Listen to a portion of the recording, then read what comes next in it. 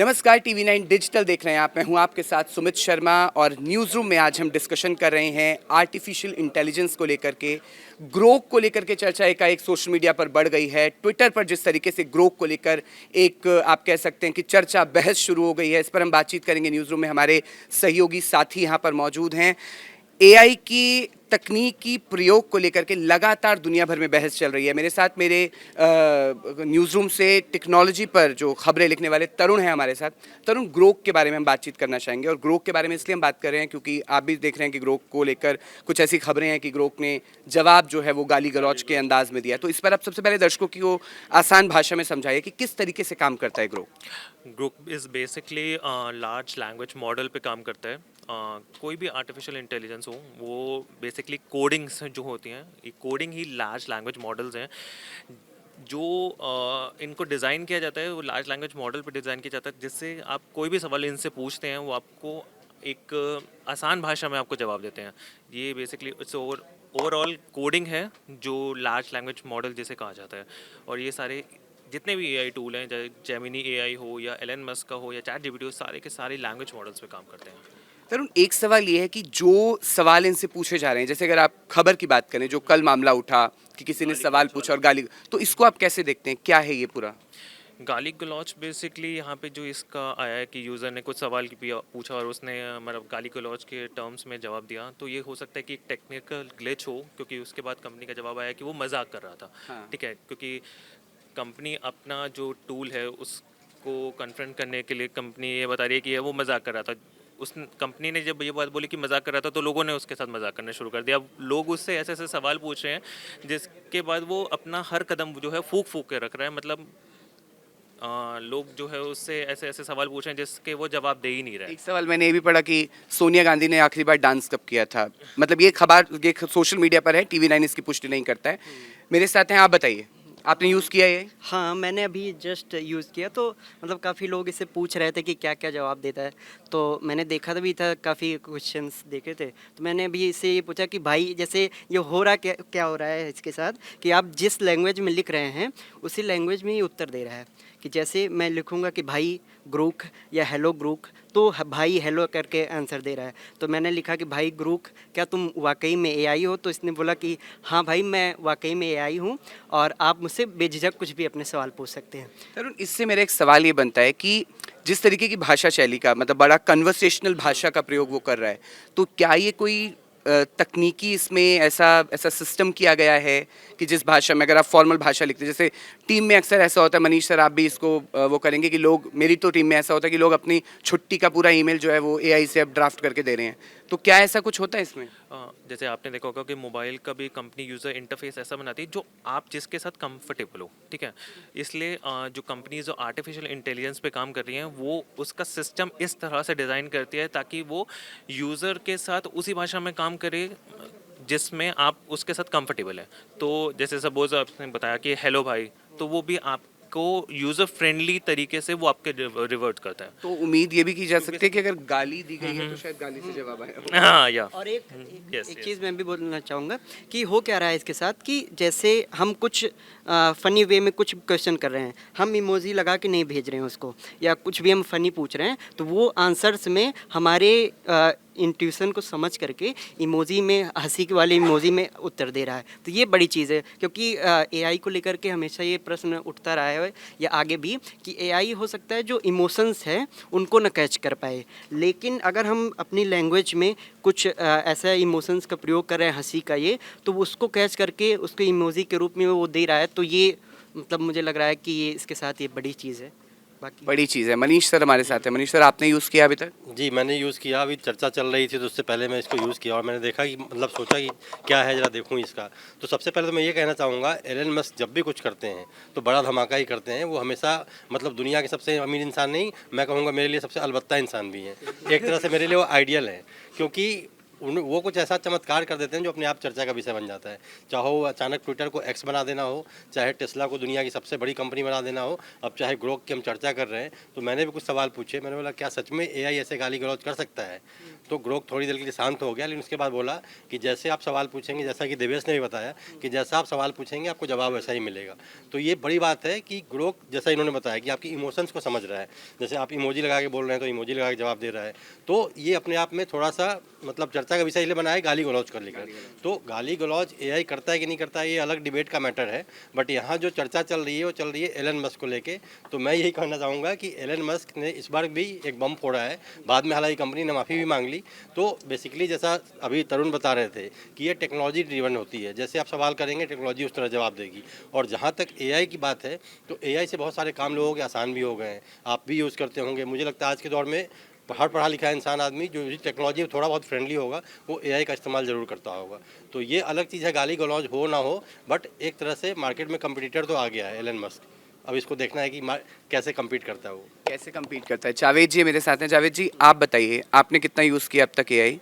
देखिए, being a media professional तो हमारी तो डेली की ज़रूरत होती है और हम लोग यूज़ करते रहते हैं, और मैं काफ़ी दिनों से इसको यूज़ कर रहा था।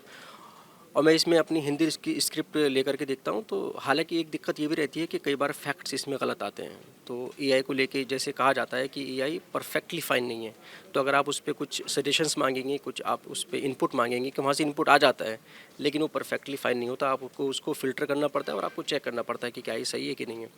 इसी क्रम में अब ये कल से जो एपिसोड चल रहा है ग्रोक का, जो मजाकिया अंदाज में लोग सवाल कर रहे हैं, तो खूब मजाकें हो रही हैं। लेकिन ये हो सकता है भारतीय यूज़र्स के लिए नया हो, लेकिन मैं आपको एक जानकारी दे देता हूँ।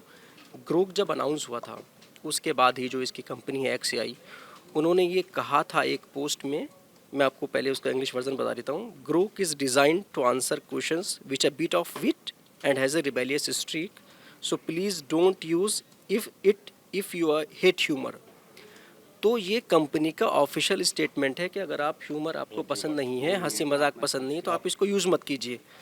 तो इससे आपको सारे जवाब मिल जाते हैं। जो कल से ये हंसी मजाक चल रही है, और एआई जो ग्रोक है वो भी आपसे मज़े ले रहा है, आप भी उससे मज़े ले रहे हैं। तो सिर्फ ये जैसा हम मान के चल रहे थे कि बाकी जितने जो चैटबॉट हैं, जो एआई टूल हैं, हम उनको ये मान के चल रहे थे कि इससे हमारे सारे प्रोफेशनल जो हैं काम हो जाएंगे, सब कुछ इजी हो जाएगा, मैन पावर की ज़रूरत नहीं पड़ेगी। लेकिन अगर ग्रोक की हम बात करें तो इसमें ऐसा कुछ मुझे लगता नहीं है, क्योंकि जब कंपनी खुद करिए आप मज़े लीजिए, मस्ती कीजिए, और आपको मस्ती मजाक पसंद है तो आप ग्रोक यूज़ कीजिए। तो मुझे लगता है फ़न ज़्यादा है और प्रोफेशनल हिसाब से थोड़ा सा अभी नीचे। और लेकिन हाँ, एक सेंसिटिविटी है इसमें।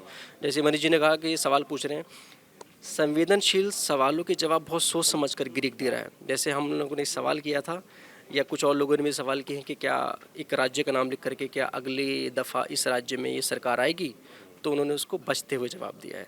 तो ख़ास करके जो पॉलिटिकल मामले हैं उनमें ये जवाब उस तरीके से नहीं दे रहा है। लेकिन हाँ, जो लोग फ़नी अंदाज में जो सवाल कर रहे हैं कि फला कौन है, क्या हो सकता है, क्या नहीं हो सकता है, जिस पे लोगों का ह्यूमर है जिस चीज़ में, उसके जवाब अच्छे से आ रहे हैं। जी, आपने अभी बोला कि जैसे आप यूज़ करते हैं अपने प्रोफेशन में चैट जीपीटी का लगातार।